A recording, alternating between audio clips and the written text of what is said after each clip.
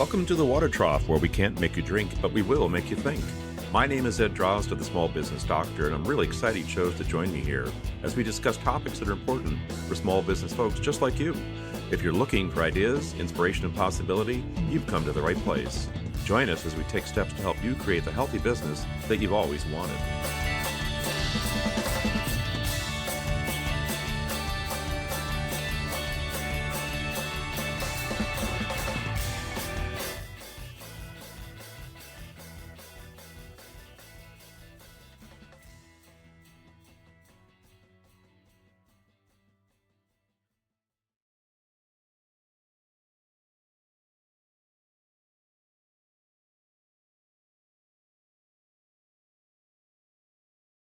Welcome back to the Water Trough. This is Ed Drozd of the Small Business Doctor, and I'd like to welcome my friend Yemi Sekoni today. Yemi is the president of Donahue Creative Group. I have known Yemi for over 20 years. However, I have not seen Yemi in some time. I'm delighted to be with her today, and Yemi is going to tell us a bit about her story in the exceptionally dynamic, ever-changing, and I'd say rather fascinating world of modeling and talent. Yemi, welcome. Yes, thank you, Ed. Thank you for having me. I'm excited to be here. It's a pleasure to have you. And I want to say the fact that years go by and we don't see people does not diminish the fact of the value that they bring to us. And you've always brought a smile to my face. I follow your stuff out there on LinkedIn and elsewhere, and I know what you're up to, even though I'm not always saying it.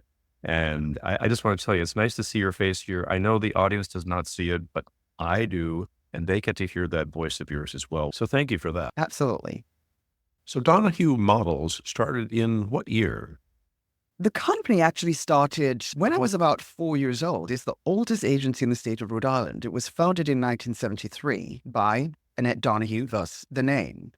At that time, I was a little munchkin in England, where I was born.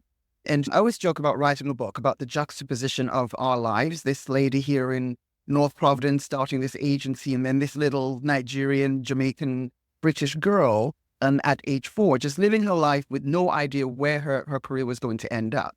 So interestingly, we crossed paths in 2003 when I moved to Rhode Island from England, was trying to get back into the modeling and entertainment industry because I've been acting since I was a child, and joined her agency as a model.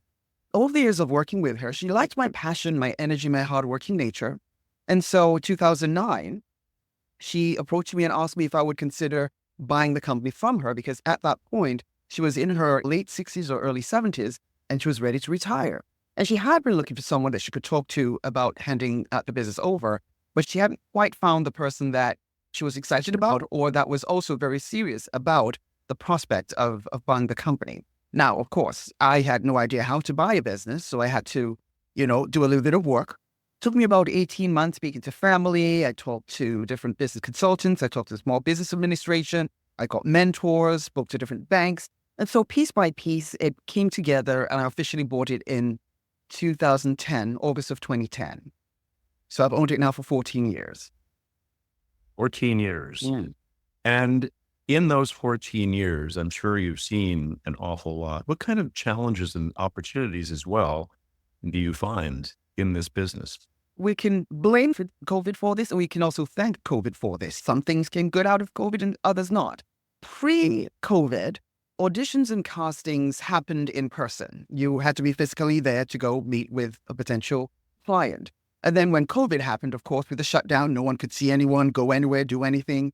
So self-tape submissions emerged. It had actually been around some years before that, but not as rampant as it became, because we needed an alternative to keep the industry going.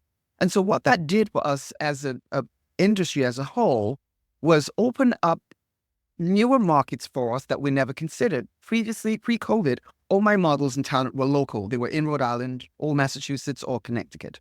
After COVID, I got talent across the country in LA, Washington, Texas, everywhere. And so transitioning into more of a digital space gave us that advantage. But the challenge now became you're competing with a larger audience. So now the competition is a lot bigger. Because now I'm no longer just competing against the 2 or 3 or 4 other agencies in New England that I saw as my competitors. Now I'm competing against an agency in New York or an agency in LA that's much larger than me and has a better handle on what to do, where to do it. So it had its pros and cons, but you work within it and you adjust and try to do the best that you can do. Well, what is the competition like for someone like myself who's not familiar? And I'm sure most people that will hear this podcast are not familiar with the industry. What exactly does competition look like? It's other agencies. For me here in Rhode Island, there aren't many. My agency is the oldest, as I said, and there may be 1 or maybe 2 other agencies locally. The other competitors are in Massachusetts. So there are 3 or 4 agencies in Mass that have been around as long as my agency has been. And so they've got their own networks and markets. But again, because casting agencies are reaching out to everybody at the same time, previously you would just be the person that was sending them all of your models and they chose from. They'd have the advantage now of they can pick the best from all the different agencies. And so for big markets like New York, for instance, that's one of the busiest spaces for our industry. And so some models do this full time. Whereas in a market like Rhode Island, we're a smaller market. It's what we'd call a tertiary market versus a primary or secondary. And so most of my models do this part-time. They're working full-time. They're going to school full-time. And this is a side gig because you can't do it and survive on just this as your primary income if you're doing it in New England. And so if I'm competing against an agency that's representing models in New York, they're doing this all day, every day. So they can respond quicker. They're much more prepared. They're much more experienced because they've just got a lot more work under their belt. You've got different ends of the spectrum that you're constantly keeping an eye out for. So when a model or talent comes to you, and I presume there's a process of introduction and screening, if you will, what are they expecting to get from you, and what do you expect them to bring to the table when they approach you? Sure. So when I'm interviewing, based on my years of experience and interviewing models literally every day for 14 years, I've come to put them into 3 categories.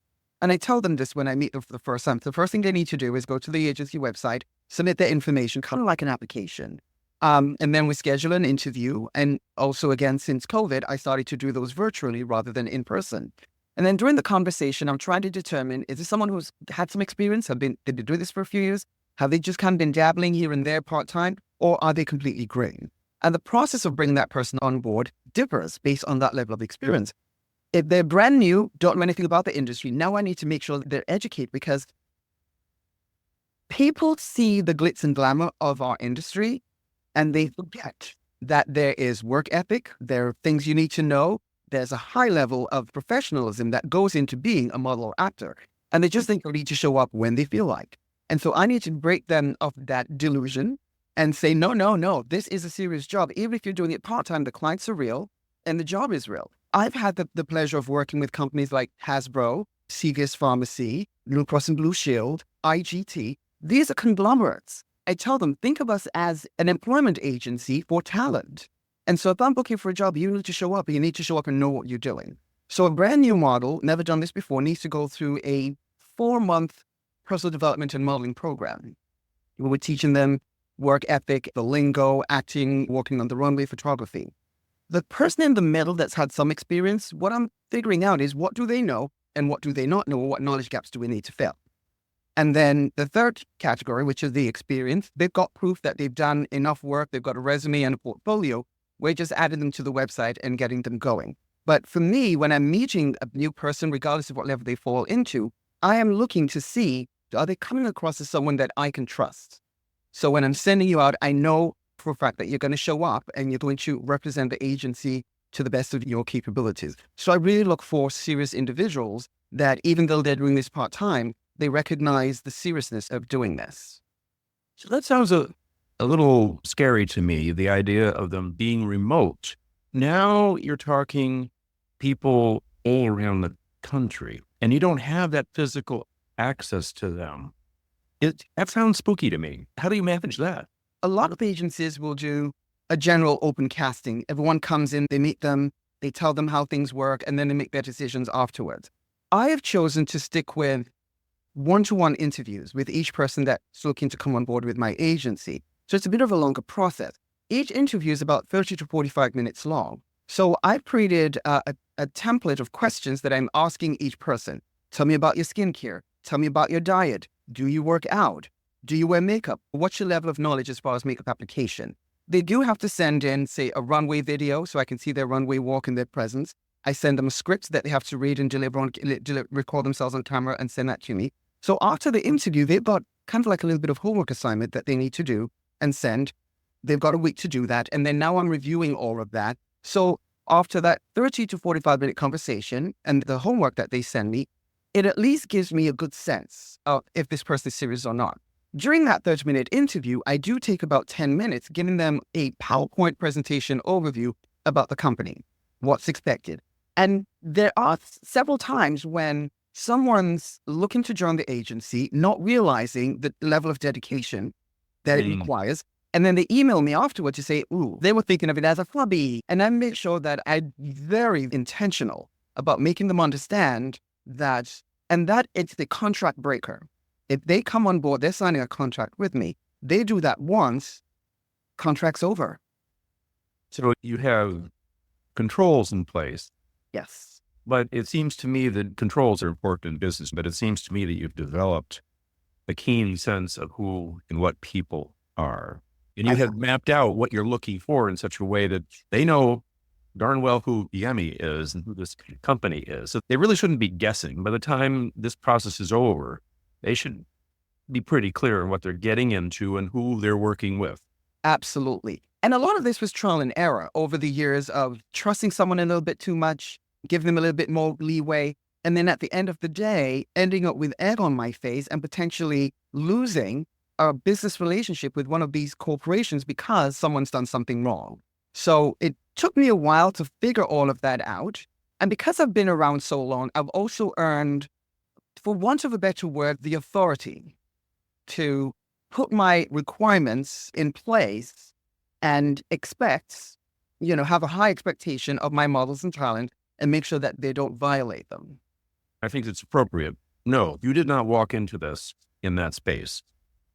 You have earned it. And it must feel good, by the way, to be at this point where you have, in fact, earned it and can apply it like that, right? Absolutely. And can I tell you this very quickly, Ed? When I first took the agency... You can tell me slowly if you want. Or slowly. But the first couple of years, you've probably heard the term imposter syndrome.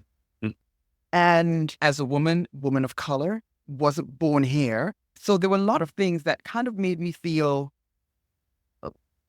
I certainly earned the right to be there, but made me question whether I had the right to be there. And I would always second guess what people thought, because then I just showed up one day. I was here for a couple of years, and the next thing I know, I'd bought an agency. And so it was like, who the hell does she think she is? What train did she come off of? And so the first 2 years of me buying the agency, when I would meet someone new, when I'd go networking and people asked me what I did, I didn't say I owned an agency. I said I worked for an agency. Slight difference, but then it gave me a rule not to explain how I got to be here. And I could just answer the questions and have them continue to be unassuming about who I was. So it took a long time for me to build the confidence and be confident in that space that I've come to fill in this local market. Really glad you brought that up about imposter syndrome. I think that it impacts more people than we realize. I won't disparage the added layer of complexity being a woman or a woman of color, but I think every last one of us at some point in some way experiences imposter syndrome, because as we're growing and aligning with that which we become, it really is difficult. At some point, you got to jump and say, okay, I'm going to be that. And I'm right to be that. But when you do, it's the scariest darn leap you ever make.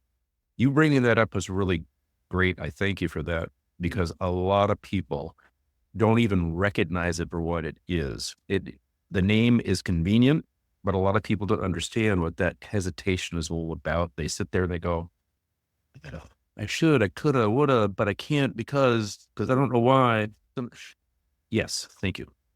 And in something that requires, I imagine, again, I'm not a model, look at me, I'm not going to go through the interview process because you wouldn't take me. Oh, but if you would like an old man, you can have me. And you got the work ethic. Hey, so never say never. I don't know. Maybe I'll reach out after this is over. In your industry, but aside from things like imposter syndrome and things like that, there is that need for poise and confidence mingling in such a way that they're not construed as aloofness. Bringing them together because you need to be poised and confident, but you don't want to look like you're some kind of arrogant so-and-so, right? Or maybe you, in a given role, you might, that might be the role, but you know where I'm going, right? That makes it that much more complex. And that would really add to yours and to your models' positions as well. That's very true. That's a very good observation that you make. And part of what I talk about during my presentation when I am interviewing someone, because one of the slides talks specifically about what I look for in models. So I'm looking for great looks, all ethnicities. I'm looking for excellent grooming, a well-proportioned build. And then professionally, the first line says, I'm looking for professionalism. But, the last line, says, I look for great personalities and just friendly people. Ed, you've known me for years. I'm one of the most laid back, easygoing people that, So for me, I always have a smile on my face. I've got an easy and ready laugh. And I've worked hard to build that culture with all the models and talent that I work with. So I let them know. I follow up with the clients after every job that we do. How did it go with the models and talent? Let me know. And what I'm looking for is they were friendly, they were professional, they were respectful, they were nice. So I look for really decent people. If I get a sense during the interview that this model thinks they're all that in a bag of chips, sure. And I joke, I say, listen, we are all that in a bag of chips, but we don't need to walk around town like we know we are. We can treat people decently, like we want to be treated. And although we haven't mentioned it, I produce Rhode Island Fashion Week. And so usually when we're planning that, we've got 60, 70, 80 models that are in that space. And I tell them, make a new friend, connect, network, meet someone. Don't sit in little silos by yourself. Network with other people and follow each other on social media. So I'm very big on just being decent human beings and not try to live up to that misguided impression that all models think they walk on cloud nine. I just segued to the Rhode Island Fashion Week because I wanted to ask you about that. So this is something that you've cultivated over the years. Tell us a bit more about what you actually are doing and how it's evolved. I started that in 2016. Now, I mentioned earlier in this conversation that I'd started acting since I was a child. So I started in theater when I was about 7, 8, 9 years old. I'm 55 now, even though I know I don't look it. But thank you. I've done this pretty much my entire life. Through the years of doing theater, I enjoyed being on stage, but just as much as I enjoyed being on stage, I enjoyed the behind the scenes as well. So I was always the kid helping behind the scenes with the stage management and the direction and the costumes. And so when the opportunity presented itself, we had a gap in Rhode Island. After I started the business, we had a gap where there wasn't a major fashion show going on in the state. There had been, and then the other company took a break for a while to rebrand. And so I figured friends who knew that I did this said, hey, Yemi, why don't you do something? So I said, all right, let's just start Fashion Week and see where it goes. Never really thought it was going to be much, but I thought I'll just do it and have fun because I enjoy it. Started it in 2016, and this now is our 8th year. We do it twice a year. So now we just concluded season 15. When I started it, we did it in a nightclub. We had maybe about 4 designers that we were showcasing, maybe about 30 models, and an audience of about 100. And now 15 seasons later, we feature about 18 designers. We have between 60 to 80 models, and we have between 400 and 600 guests that will come through all the different shows. It's just blossomed and become its own entity. And what I do a little bit differently, because of my love of theater, I love to bring in the theatrical. So I want people to come in, not just see clothes, but be entertained. So my philosophy is, as long as you can wear it, we will put it on the runway. So not just pretty sequin dresses. We've done pregnant models in maternity. We've done carnival wear for men. We've had dogs on the runway showing doggy wear. We do children in our shows. So I bring in basically anything and everything that can be worn that adds an element of excitement that will make the audience sit up and go, oh, that's different and interesting. And I just get a kick out of it. You've taken diversity to a totally different level. we're so confined that this idea of diversity is about, racial lines and things of that sort. But you've taken diversity to what is really more appropriate. It's a much broader term, from the comedic to the serious and everything in between, from the old to the young. Sounds pretty powerful to me. It is. And when we did it, and one of the ladies on my planning committee, she owns her own casting agency in Massachusetts. It's called Humankind Casting. I'll just give Chrissy a shout out. And so her specialty is on differently abled models. That's what she focuses on. And so she goes by the mantra, everybody belongs. 2 or 3 seasons ago, she came to me and says, Yemi, I would love to focus on diversity and inclusion. Would you consider having differently abled models in the show? And I'm like, absolutely. And so we find designers that do adaptive apparel. And so we've got kids in wheelchairs on the runway or just different capabilities. This last season, she found a designer, a differently able designer that makes jewelry. And so we had able-bodied models wearing the pieces, but the pieces were by a differently able designer. And that was a whole different element. But the thing, Ed, is I've seen some of these during the show. I'm not exaggerating, tears in the audience because they're seeing, especially with the differently able kids, seeing them walk down the runway and get the level of attention that they do, because everyone's just bowled over by this. You can just see the kids shine on the runway and come back to me with stories of a child saying, oh my God, this was so cool. This has boosted my confidence. I want to try cheerleading. And that's made me cry. Yes. And so even though it was just an idea she brought to me and I thought, sure, let's have fun with it, it broadened even my perspective of what this could and should look like. Everyone has a right to see something on the runway that they identify with. So I don't follow the guidelines of every model needs to be skinny and tall and 5'10". If you can be on the runway, we'll put you on it. Wow. I have a question for you. What would you say to the 4-year-old today? Oh boy. Well, I will say this, and this was something I heard Oprah say. I don't know that she owns the saying, but I just happened to be working on my laptop one night and not paying attention to the television, but that thing that she said, I guess the universe just needed me to hear it, popped out of everything, of the humdrum of the background. And it's something I'm paraphrasing. It says, whatever you do, do it with everything you've got because you never know who's watching. And that always stuck with me. And that's always been my tendency. I don't do anything by halves. I'm either in it or I'm not. And if I'm in it, I'm neck deep in it. And I throw everything I've got into it. And so I do it all with gusto. And I feel I was in the right place at the right time.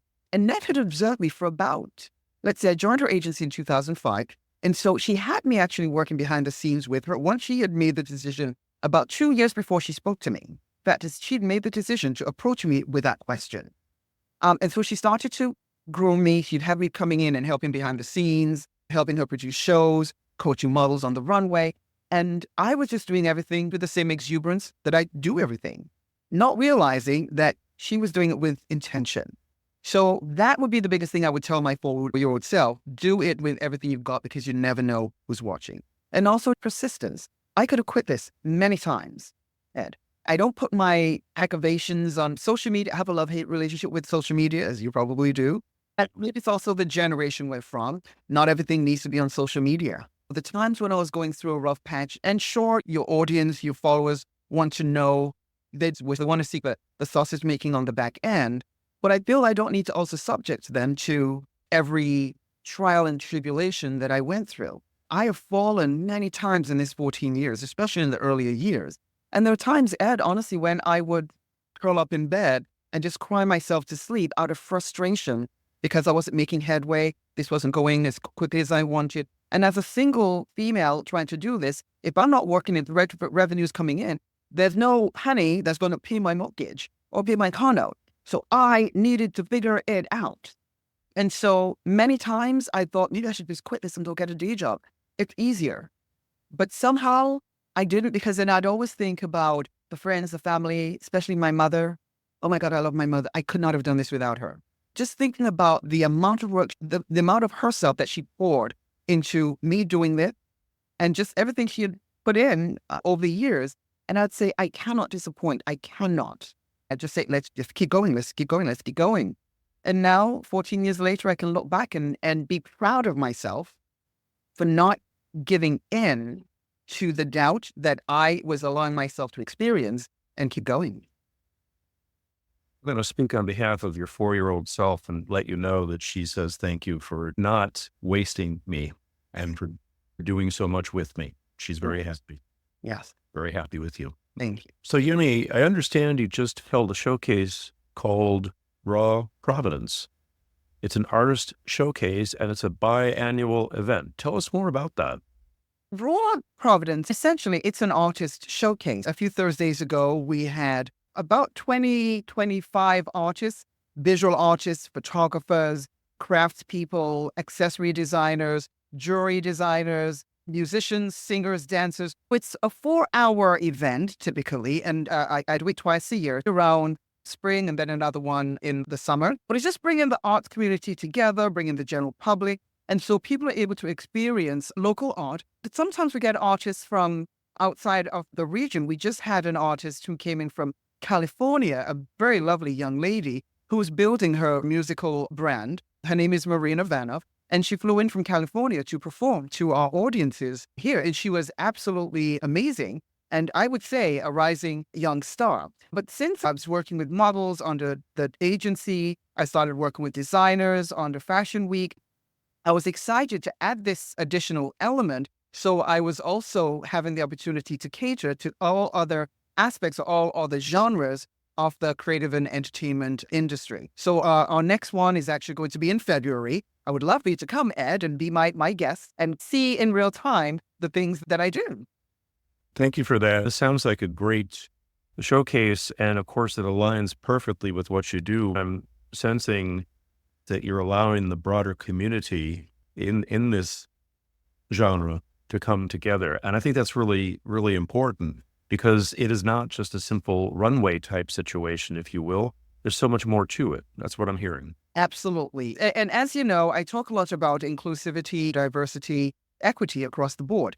And so a lot of the artists that we cater to are independent artists. They're starting out. They don't have a representative. They're not in a gallery, but they're having a hard time getting a foothold for people to see them. So what we're doing in this instance is bringing in the general public, but we're also inviting record label executives. I haven't yet, but I would love to be able to get someone who produces music. We get the press, we get influencers, we get buyers, owners of boutiques, so that we've got important stakeholders in the space that would not ordinarily get the chance to see these artists and hopefully be able to ultimately gain a new client and work with them.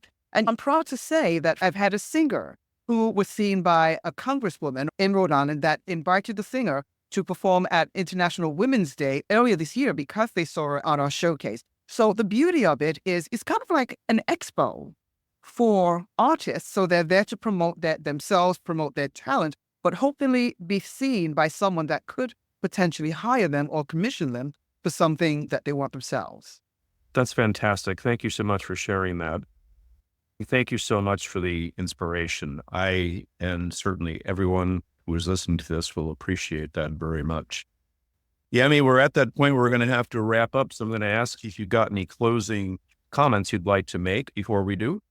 Yes, well, again, Ed, thank you so much. This has been wonderful. You know, people always like to talk about themselves, but this was a very structured conversation. I really love the direction and the different angles that we touched on. But to anyone out there that's listening to this, if you've got an idea that you like, it may just be a hobby. One of the things, so grateful every day when I wake up, Ed, I'm so grateful that I'm doing what I do because I could be doing something else. I worked in a bank for several years when I first came here because I needed to get settled in. But now I get to do something that I would wake up and do for nothing. If you're not going to pay me, I would still do this.